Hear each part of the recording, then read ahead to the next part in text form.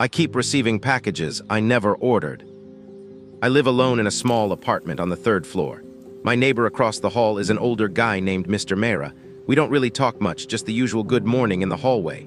About 2 weeks ago, I found a small package outside my door when I got home from work. There was no sender name, just my address.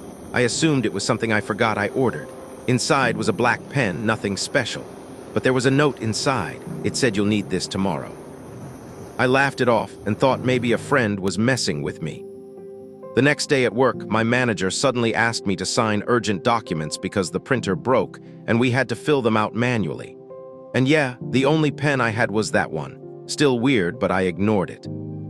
The next evening, another package appeared outside my door. Inside was a phone charger and a note that said, "Your battery dies tonight." That actually made me pause, but again, I ignored it. That night, my phone dropped to 2% and I realized I had left my charger at the office. The only charger I had was the one from the package. Now I was curious. The next morning, I asked Mr. Mera if he had seen anyone leaving packages outside my door. He looked confused and asked packages. I explained everything. He shook his head and said, "No idea, but if you find another one, don't open it." That response felt strange. I asked why. He didn't answer directly. He just said some things are better left unopened. But that same night, another package appeared. This one was heavier. Inside was a small flashlight and a note that said, "You'll hear something tonight."